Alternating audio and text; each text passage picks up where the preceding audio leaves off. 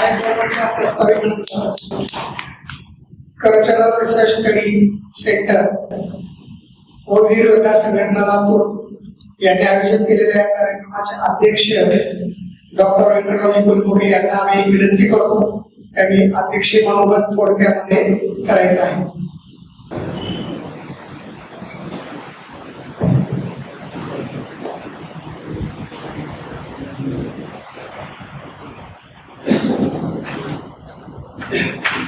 आजच्या कार्यक्रमासाठी नेमून आलेले विशेष वक्ते बाहेर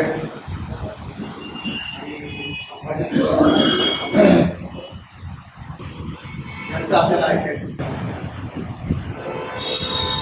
आणि या कार्यक्रमाचे एक संयोजन मला थोडीशी माझी भूमिका मांडावी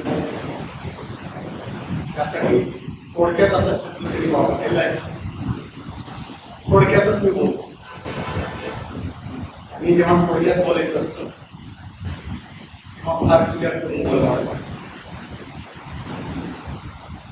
पहिल्यांदा मी हा प्रश्न विचारू इच्छितो की आम्ही हा कार्यक्रम का साजरा करीत आहोत,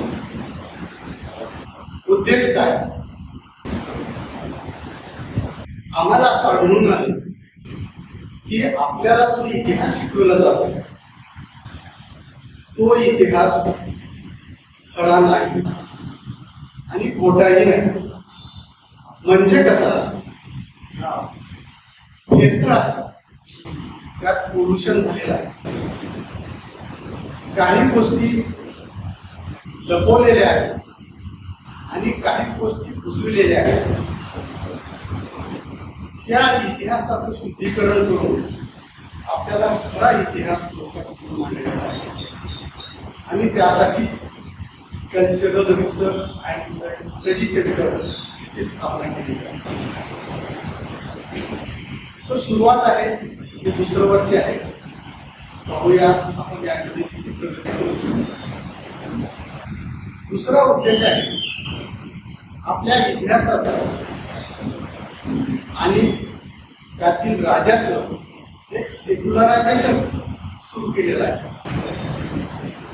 म्हणजे प्रत्येक गोष्ट सेक्युलर करून दाखवायची, पण ती कुठेपर्यंत आम्ही सहन केलं.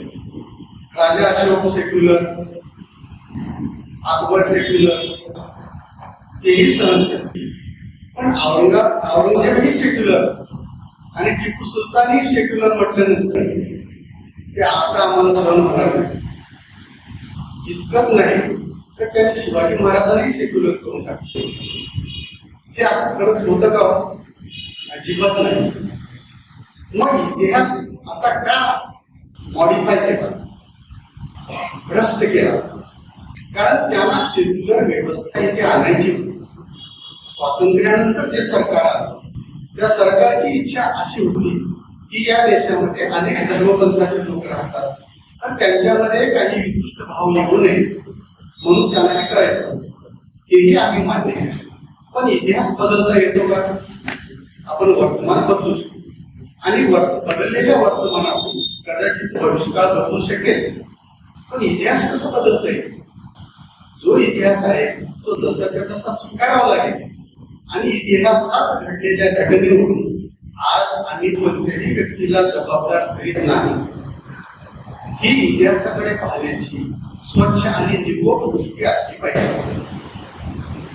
तिसरा उद्देश असा आहे की असं आम्हाला नेहमी सांगितलं गेलं, बोललं गेलं आणि पडवलं गेलं की हिंदू धर्म म्हणजे फार उदार, सहिष्णू, आम्ही कधी कुणाला त्रास दिले नाही, आम्ही कुणावर हल्ला केला नाही, आक्रमण केलं नाही, कुणाचं धर्मांतर केलं नाही. असं नाही. हे कदाचित तुमच्या जी भावना आहे त्याला बोलपट करण्याचं एक षडयंत्र आहे. असं होत नाही. प्राणाया साधूना जर असेल तर विनाशकाली दुष्कृता मानच आम्हाला हातात शस्त्र घेतल्याशिवाय आमच्या समाजाचं आणि राष्ट्राचं रक्षण करताच येणार नाही. मग आम्ही अहिंसक धर्म असं कसं म्हणतो? आणि हे जे आमच्यावर जबरदस्ती लागलेले जे गुण आहेत, भलेही ते सद्गुण असो, परंतु त्या सद्गुणाला सुद्धा आम्ही किती पर्यंत न्यायचं, किती खेचायचं हे ठरवण्याची वेळ आलेली आहे. आणि त्या मर्यादा आज जर आपण ठरवली तर पुढचं कार्य होऊ शकतं. हे बघा, कुठल्याही समाजाची ओळख काय असते? वेश म्हणजे त्याचा वेश कसा आहे, भाषा कोणती भाषा बोलतो, भोजन तो काय खातो, काय पितो, आणि भक्ती म्हणजे तो कोणत्या देवताची भक्ती करतो, कोणत्या महापुरुषाला मानतो, कोणत्या महात्म्याचं अनुकरण करतो. या 4 गोष्टीवरून एखाद्या समाजाची किंवा राष्ट्राची ओळख होत असते. आणि हा जो शेवटचा भाग आहे भक्तीचा, म्हणजे इतिहासाचा विषय आहे, आमच्या संस्कृतीचा विषय आहे, धर्माचा विषय आहे. तर यामध्ये आम्ही आमची ओळख जर टिकवली नाही तर मग दुसरे त्यांच्या दृष्टिकोनातून तुमचं चित्रण करायला लागते आणि तीच तुमची ओळख होईल. अशी ओळख दुर्दैवाने भारताची केलेली आहे. ती आपल्याला खोडून काढायचं आहे. त्यात झालेली मिसळ ही काढून टाकायची. काही तुम्हाला उदाहरणं सांगतो, छोटे छोटे 2-2 मिनिटांची उदाहरणं सांगतो. बख्तियार खिलजीने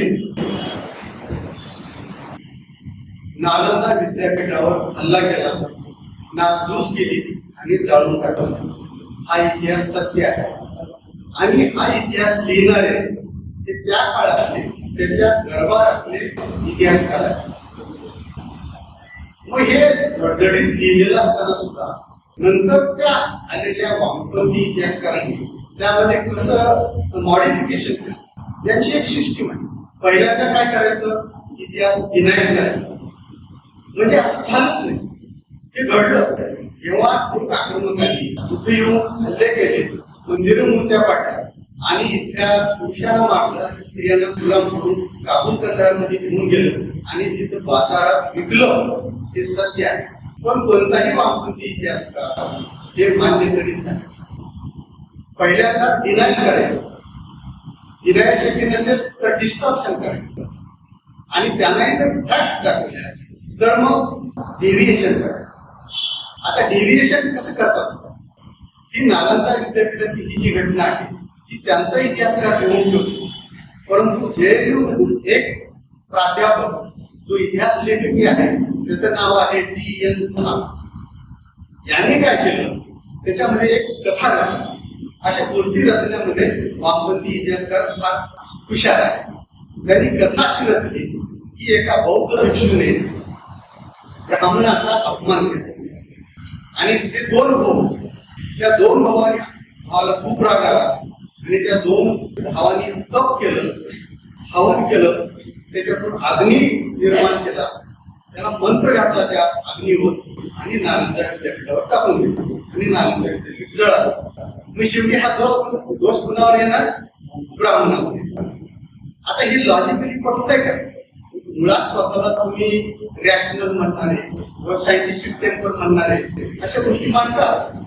म्हणजे मंत्रांना अग्नीने विद्यापीठ जळू शकतं. जेव्हा त्यांना हे विचारलं गेलं की याचा सोर्स काय, तेव्हा ते असं म्हणाले की तिबेटमध्ये ही लोककथा.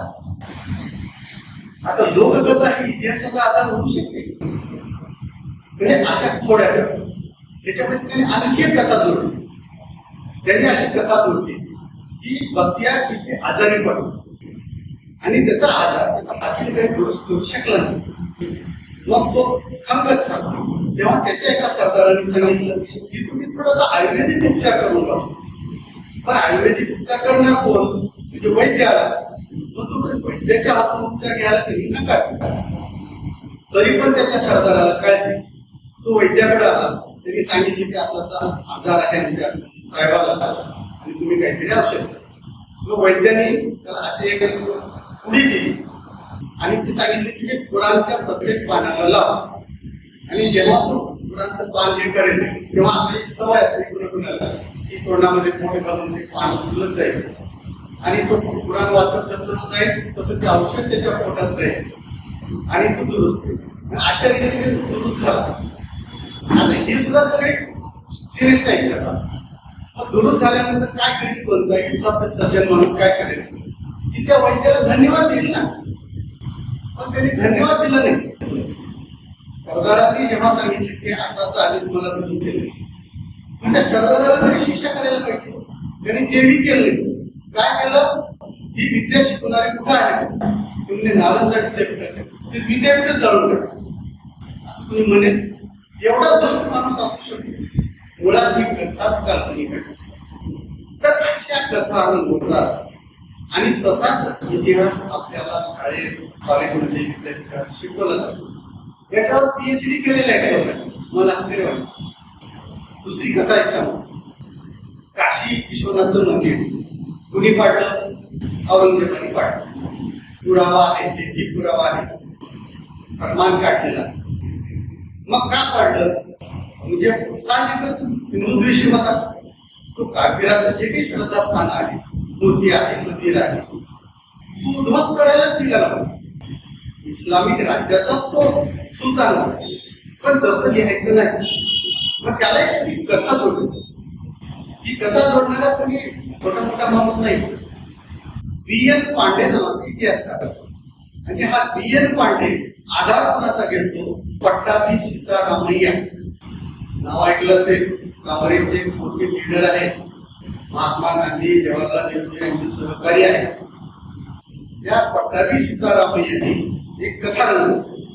ही कथा अशी आहे की एकदा औरंगजेब बंगालकडे निघाला. त्यांच्या सरदारांना घेऊन नवाजवा घेऊन निघाला आणि काशीहून जात होता. मग काशीमध्ये त्याच्या सरदाराच्या ज्या पत्नी होत्या, महिला होत्या, तरी म्हणजे की आम्हाला काशी विश्वनाथाचं दर्शन घ्यायचं आहे. आणि मग उदार सहिष्णू राजा तो म्हटला की ठीक आहे. त्यांनी तिथं मुक्काम केला. आणि मग या सरदाराच्या ज्या काही महिला होत्या त्या गंगास्नान केल्या, काशी विश्वनाथ मंदिरातून दर्शन घेतलं. जेव्हा सगळ्या बाहेर आल्या तेव्हा हेडकाउंटिंग केलं गेलं. असं होतं सर, हेडकाउंटिंग केलं ते. आणि मग त्याच्यामध्ये एक राणी त्यांना सापडली नाही. ती होती म्हणजे कच्छची राणी. आणि राणी कुठे गेली म्हणून शोध घेतला. एक ते राजाचा जेवढा मोठा नवाजावा, सुरक्षा सैनिक असतील, राणी असतील, त्यांच्यासोबत दासे असतील, मोठ्या 100-200च्या संख्येने गेले असतील, एकच बाईला कुणीतरी पळून गेले. आणि जेव्हा शोधाशोध केली तेव्हा त्यांना असं दिसून आलं की तळघर होती. त्या मंदिराच्या खाली एक तळघर होतं आणि तिथं राणी, ही कच्छची राणी थोडं विचित्र अवस्थेत सापडली. आणि त्या राणीने सांगितलं की इथं माझे दागिने लुटले आणि माझ्यावर अतिप्रसंग केला. हे जेव्हा सांगितली राणीने तेव्हा कोणताही राजा किंवा नेता काय केलं असतं? म्हटलं असतं की हे त्याला शोधा, गुन्हेगार कोण आहे ते शोधा, पुजारी असेल, पुरोहित असेल, तिथला रक्षक असेल, त्याला शोधा, शिक्षा करा, त्यांचंच राज्य आहे. त्याने कसं केलं? त्यांनी काय केलं? आणखी पुढे कथा राहिली. त्यांनी म्हटले की राणीने असा आग्रह धरला की हे मंदिर दुष्ट लोकांचं आहे, हे मंदिरच पाडून टाक. आता जी राणी तिथं काशी विश्वनाथ मंदिरात तिथं जाऊन पूजा करते ती असं म्हणेल का की मंदिर पाडून टाका म्हणून? पण ती म्हणली त्या कथेमध्ये. आणि त्यानंतर यांच्या आग्रहामुळे, या राणीच्या आग्रहामुळे औरंगजेबाने ती मंदिर पाडलं. अशी ही कथा रंगली. तेव्हा अशा जे डेव्हिएशन करतात, इतिहासामध्ये जे डिस्टॉर्शन करतात, अशा बऱ्याच गोष्टी घुसवलेल्या आहेत. जितकं औरंगजेबाबद्दल लिहिलेलं आहे तितकंच टिपू सुलतानबद्दल लिहिलं. टिपू सुलतानाची छत्रपती शिवाजी महाराजांची तुलना करतात आणि त्याला फ्रीडम फायटर म्हणून डिक्लेअर करतात. अलीकडच्या काळामध्ये कर्नाटकामध्ये जेव्हा हा विषय जास्त राजकीय दृष्टीने रंगायला लागला तेव्हा त्याची मूर्ती उभारायला सुरू केली आणि त्या संदर्भामध्ये जयंतीची तारीख करायला सुरू. पण असं होत नाही. फ्रीडम फायटर म्हणतात कुणाला? जो गुलाम असतो, गुलाम म्हणतात. त्याला ऐकतं बापाचं राज्य मिळालेलं होतं. हा हैदरचा मुलगा आहे, तो फ्रीडम फायटर नव्हता. आणि त्यांनी केलेले अत्याचार अनेक ठिकाणी नोंद केलेले आहेत. मलबारमध्ये, कोडवामध्ये, मंगळूरमध्ये आणि बेलकोटे नावाचं एक असं गाव आहे. त्या गावामध्ये रात्री हल्ला करून 700 कामगार ब्राह्मणाला कापून टाकलेला. इतके हल्ले करणारा कत्तल करणारा माणूस हा आदर्श राजा असू शकतो का? याबद्दल तुम्ही विचार. शेवटी काय आपल्याला करायचं, जाणून घ्यायचंय, इतिहासाचं जतन करायचंय आणि हा इतिहास पुन्हा लोकांसमोर आणायचा. हे जर आपण नाही आणलं तर दुसरी मोकळी राहत नाही. हे कुणीतरी लिहिल आणि मला शिकवल आणि तुमची मुलं ही तीच वाचतील आणि तसंच त्यांची मतं बनतील. हे होऊ नये यासाठी आमचा प्रयत्न आहे. त्यासाठी सर्वांनी सहकार्य करावं, अशा कार्यक्रमाला यावं, ऐकावं, समजून घ्यावं आणि इतिहासाची मूळ पुस्तकं वाचावी. इतिहास तुम्ही सिनेमातून समजून घेऊ नका, कथा कादंबरीतून समजून घेऊ नका.